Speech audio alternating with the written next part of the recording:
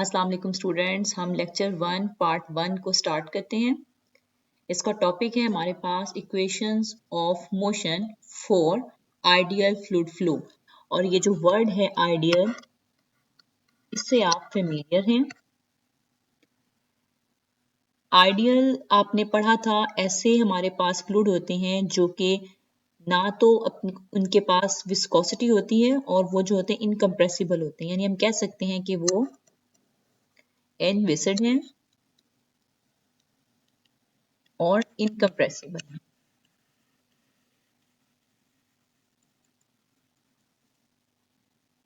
यानी कि इनकी जो विस्कोसिटी है वो जीरो होती है और जो इसमें हमारे पास वॉल्यूम में चेंज होता है वो जीरो होता है।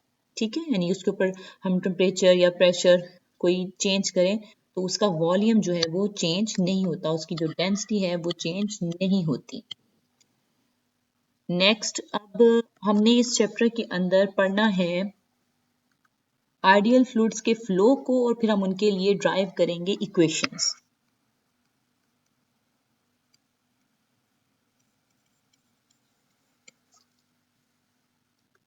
इनके लिए इक्वेशन ड्राइव करने से पहले मैं आपको एक इम्पॉर्टेंट बात बता दूं। जो आइडियल फ्लो होते हैं वो हमें हमेशा एग्जैक्ट सॉल्यूशन देते हैं और जो रियल हमारे पास फ्लो होते हैं वो अप्रोक्सीमेट सॉल्यूशन देते हैं। ठीक है, और हम जिन चीज़ों की आइडियल फ्लो के लिए हम ड्राइव करेंगे इक्वेशंस, वो है हमारे पास number 1 Euler's equation, Bernoulli's equation, number 3 equation of motion under impulse force and number 4 है एनर्जी इक्वेशन। और ये बात मैं आपको बताती जाऊँ कि जो हमारे पास इक्वेशंस आएंगी, जो हम इनके लिए रिजल्ट्स निकालेंगे, वो हमारे पास बहुत इंपॉर्टेंट हैं बिकॉज वो हमारे पास प्रैक्टिकल प्रॉब्लम के अंदर एप्लीकेबल हैं। ठीक है, इन इक्वेशंस को ड्राइव करने से पहले मैं आपसे types of external force discuss करूंगी और उनकी हमारे पास जो हैं टाइप ऑफ एक्सटर्नल फोर्स, हमारे पास नंबर 1 है बॉडी फोर्स और नंबर 2 है हमारे पास सरफेस फोर्स। जो बॉडी फोर्स है वो एंटायर वॉल्यूम पर अप्लाई होती है। ठीक है, यहाँ पे भी उसकी डेफिनेशन लिखी हुई है। These are the forces which act per unit mass of the body। तो जो हमारे पास एक बॉडी है उसके ऊपर जो इंटायरली फोर्स अप्लाई हो रही है तो हम बोलेंगे ये बॉडी फोर्स है। और इसकी जो हमारे पास एग्जांपल हम ले सकते हैं, हम ग्रेविटेशनल फोर्स दे सकते हैं। ग्रेविटेशनल फोर्स के अलावा हम इलेक्ट्रोमैग्नेटिक फील्ड भी इसकी एग्जांपल ले सकते हैं। Surface forces are the forces which act per unit area of the surface of the body. तो हम ये कह सकते हैं कि इसका एक और नेम अगर हम रखना चाहें तो वो कॉन्टैक्ट फोर्स हो सकता है।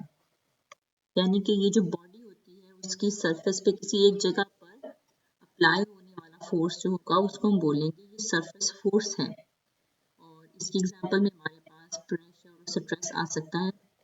फॉर एग्जांपल, अगर ये बॉडी है और इसके इस पॉइंट के ऊपर हमारे पास एक ऐसे स्ट्रेस अप्लाई हो रही है तो हम ये सरफेस फोर्स अप्लाई हुई है इसके ऊपर। और ये सरफेस फोर्स जो है फर्दर डिवाइड होती है टू कंपोनेंट्स में। एक होता है हमारे पास परपेंडिकुलर और टेंजेंशियल, ये हम दोनों पढ़ चुके हैं पहले, फर्स्ट चैप्टर में मैंने इसको डिटेल से पढ़ाया था। टाइप्स ऑफ एक्सटर्नल फोर्स के बाद नेक्स्ट टॉपिक जो यहाँ पे शो हो रहा है वो है लॉ ऑफ आइसोट्रोपिक प्रेशर। और इसको भी हम फर्स्ट चैप्टर में डिटेल से पढ़ चुके हैं, इसलिए हम ये दोबारा रिपीट नहीं करेंगे। इसका रिजल्ट देख लेते हैं एंड पर जो यूज होगा। ये देखिए हमारे पास इसका रिजल्ट है कि जो प्रेशर है at a given point in an viscid fluid is the same in all the directions।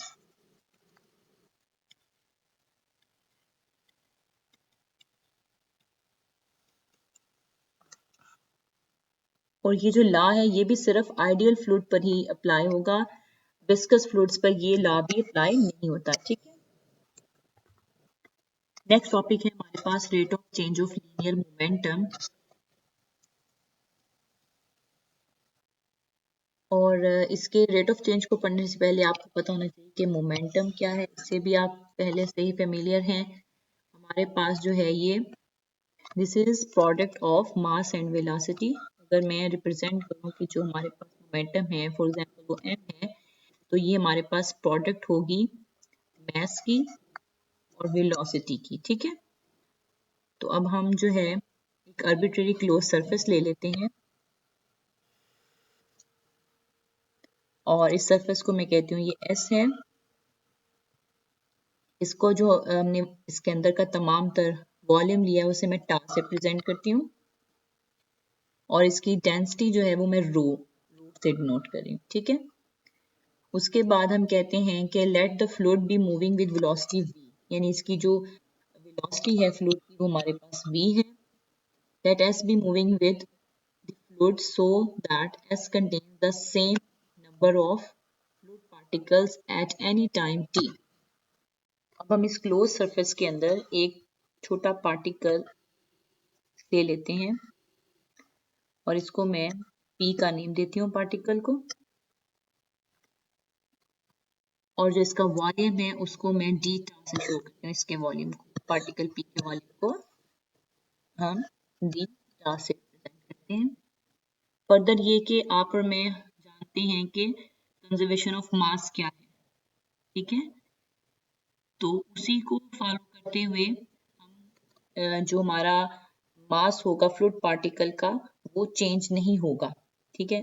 तो फिर मैथमेटिकली मैं ये कह सकती हूँ कि जो हमारे पास मास है m जो इक्वल है रो डी टा के, यानी इस पार्टिकल का जो मास है, ठीक है, रो डी टा, उसका अगर हम रेट ऑफ चेंज लें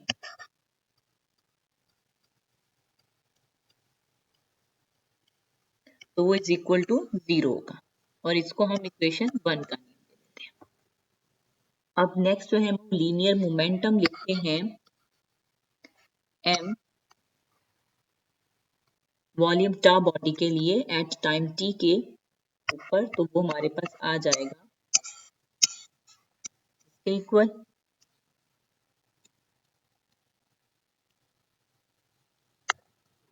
बिकॉज मैंने आपको बताया ना कि मोमेंटम का फार्मूला हमारे पास क्या है, मास की प्रोडक्ट होगी हमारे पास किसके साथ, वेलोसिटी के साथ। तो यहाँ पे हमारे पास ये मास हो जाएगा और ये वेलोसिटी, तो ये हमने क्या लिख लिया है, मोमेंटम। अब हम इस मोमेंटम का रेट ऑफ चेंज लेंगे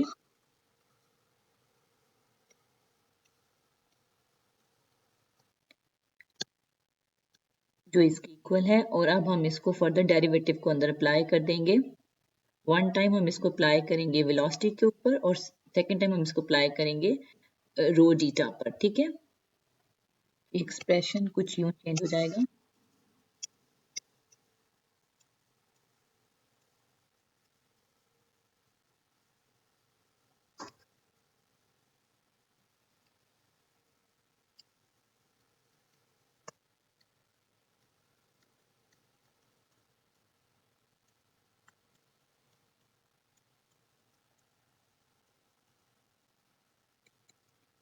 अब हमें इक्वेशन 1 से पता है कि ये वाली चीज जो है वो इक्वल टू 0 है,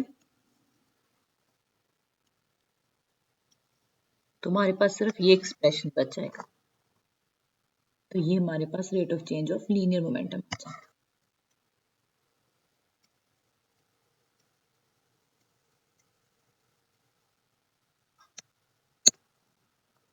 अब हमारा नेक्स्ट टॉपिक है आयलर्स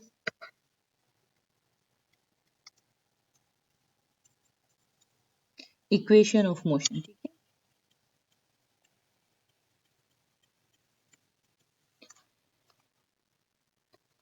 एक तो मैं इसकी इक्वेशन ड्राइव करूंगी और सेकंड मैं आपसे ये डिस्कस करूंगी कि हम इस इक्वेशन को का क्या पर्पस है, ठीक है, क्या बेनिफिट है आयलर्स इक्वेशन का।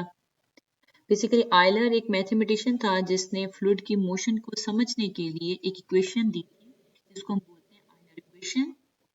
एज यू नो जो फ्लूइड है वो डिफरेंट पार्टिकल से मिलकर बना हुआ है और without any help of any equation हम इसकी मोशन को स्टडी अगर करेंगे तो वो कॉम्प्लिकेटेड हो जाएगा। तो फिर आयलर ने हमें जो है वेलोसिटी और डेंसिटी के ऊपर बेस एक इक्वेशन दी जिसकी वजह से हम फ्लूइड पार्टिकल्स के अंदर जो मोशन होता है उसको इजीली स्टडी कर सकते हैं। ठीक है, अब हम इसको स्टार्ट करते हैं। आयलर्स इक्वेशन ऑफ मोशन जो है वो हमारे पास बेस करती है किस पे, Newton second law of motion पे।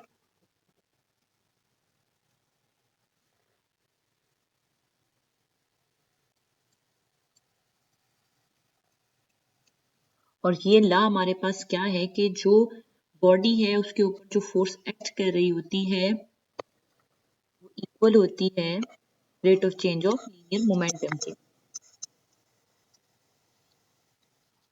ठीक है, इसके लिए भी ऐसे एक क्लोज सरफेस एस ले लेते हैं, जैसे हमने पीछे rate of change of linear momentum के लिए किया था। और इसका वॉल्यूम जो है वो, जो इसके अंदर फ्लूइड है उसका वॉल्यूम हम कहते हैं कि टार है, और उसकी डेंसिटी हमारे पास रो है, और उसका जो फ्लूइड है उसकी वेलोसिटी हमारे पास v है। और हम ये ज्यूम करते हैं कि जो ये s है ये फ्लूइड के साथ ही मूव कर रहा है। तो फिर क्या होगा ऐसा करने से, हमारे पास जो इसका मैस है वो अगेन कांस्टेंट रहेगा, यानी कि law of conservation of mass फिर से एप्लीकेबल होगा। और इस बॉडी के इस पार्ट के ऊपर, ठीक है, इसकी डायरेक्शन में एन कैप यूनिट नॉर्मल की यूं लेती हूँ, तो इसके ऊपर एक प्रेशर जो है वो लग रहा है P इनवर्ड।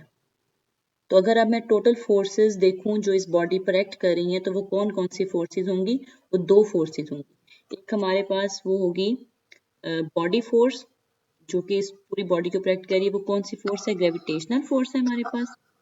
और जो दूसरी हमारे पास फोर्स है वो ये हमारे पास प्रेशर हो जाएगा। ठीक है, जो इसकी बाउंड्री पर लग रहा है यहाँ पर इस पॉइंट पर।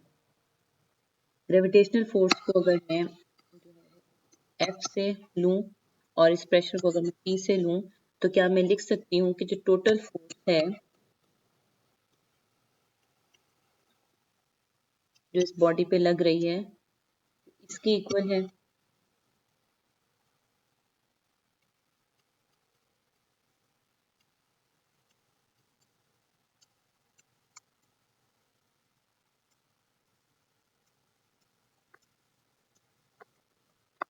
ये हमारे पास जो है वो बॉडी फोर्स हो जाएगी, और ये हमारे पास जो है वो सरफेस फोर्स हो जाएगी। और ये आपको मैं क्लियर कर दूं कि कैसे लिखा है, क्योंकि आपको पता है जो हमारे पास बॉडी फोर्स है वो पर यूनिट मास होती है, यानी कि वो हमारे पास एंटायर वॉल्यूम पे लगी होती है। ठीक है, इसलिए यहाँ पे इंटीग्रेशन हमारे पास जो है वो पूरे वॉल्यूम के लिए है। और जो सरफेस फोर्स है वो फिर इस सरफेस पर उस वाली बाउंड्री पर उस जगह पर लग रही होती है, यानी कि हम इसको पर यूनिट एरिया ले रहे होते हैं। तो इसके लिए हमारे पास ये इंटीग्रेशन जो है वो एरिया के अकॉर्डिंग, यानी इसमें हमारे पास वॉल्यूम इंटीग्रेशन है और इसमें हमारे पास सरफेस इंटीग्रेशन है। और अगर अब हम टोटल फोर्स को कैलकुलेट करना चाहते हैं तो हमें या तो इसको सरफेस में चेंज करना होगा या इसको हमें वॉल्यूम में चेंज करना होगा। तो इसको चेंज करने के लिए हम क्या करेंगे, इस सरफेस फोर्स को जो है हम आई एज्यूम कर लेंगे कि ये हमारे पास क्या है, आई के इक्वल है। और अब हम एक आर्बिट्रेरी कांस्टेंट लेंगे खुद से ए, और बोथ साइड से हम उसको मल्टीप्लाई करवा देंगे।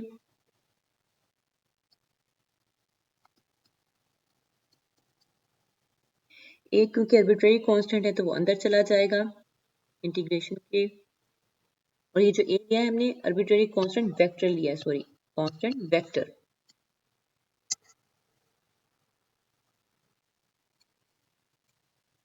बेसिकली अब हम इस सरफेस इंटीग्रल को चेंज करें वॉल्यूम इंटीग्रल में, तो हमें यहाँ पे गॉस डाइवर्जेंस थ्योरम लगाना था। उसके लिए हमें अंदर एक वेक्टर चाहिए था, वो हमने हासिल कर लिया है इसको ए से मल्टीप्लाई करके। तो अब हमारे पास यहाँ पे easily Gauss divergence theorem apply हो जाएगा और हमारा रिजल्ट आ जाएगा।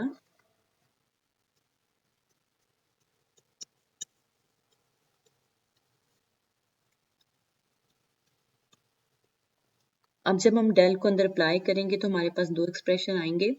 उनमें से एक एक्सप्रेशन इसलिए जीरो हो जाएगा क्योंकि ए जो है वो हमारे पास आर्बिट्रेरी कांस्टेंट है, तो जो हमारे पास डेल डॉट ए का रिजल्ट होगा वो 0 हो जाएगा। तो हमारे पास ए डॉट आई का आंसर ये आ जाएगा। जिस तरह से ए जो है वो अंदर गया था, इसी तरह से ए जो है वो बाहर आ जाएगा।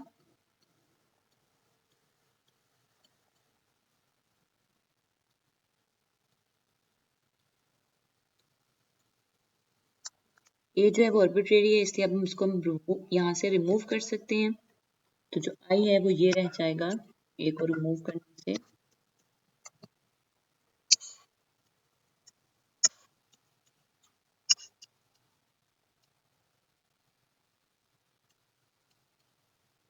अब हमारे पास जो टोटल फोर्स बॉडी पे लग रही है वो आ जाएगी इसके इक्वल।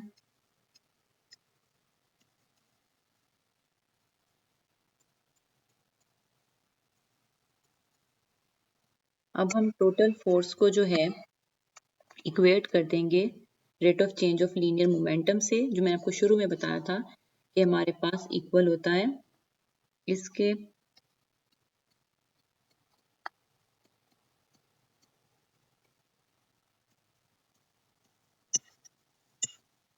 और Newton second law of motion क्या कहता है कि फोर्स जो बॉडी पे एक्ट कर रही है वो rate of change of linear momentum के इक्वल है।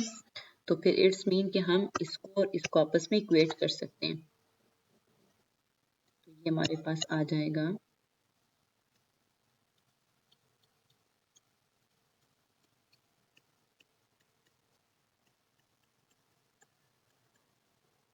अब इस वाली साइड को हम दूसरी साइड पे ले जाएंगे तो हमारा एक्सप्रेशन कुछ यूं होगा। ये हमारे पास इक्वेशन आ गई है और ये जो इक्वेशन है ये आर्बिट्रेरी वॉल्यूम टा के लिए होल्ड करती है। तो इट्स मीन जो इसका ये हमारे पास इंटेग्रेंट है ये मस्ट बी इक्वल टू 0, इसलिए हम यहाँ पे लिख सकते हैं इसको ऐसे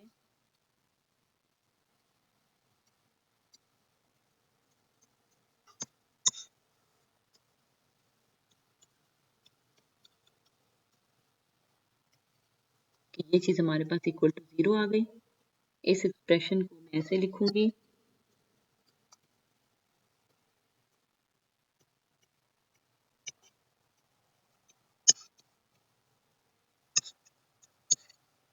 तो ये हमारे पास आयलर इक्वेशन आ गई। और इस एक्सप्रेशन जो मैंने ये निकाला है आयलर्स इक्वेशन, इसके लिए मैं बता दूं कि ये बोथ फ्लोज यानी इनकम्प्रेसिबल हो या चाहे कंप्रेसिबल हो, दोनों के लिए जो है ये वैलिड है। कुछ लोग जो है वो इस इक्वेशन को दूसरे मेथड से भी ड्राइव करते हैं, लेकिन मैं जो है यही मेथड अडॉप्ट करती हूँ। तो आप भी यही मेथड चूज करें, ये ज़्यादा बेस्ट है बिकॉज ये मेथड शॉर्ट है। अदरवाइज दूसरा मेथड भी चूज किया जा सकता है।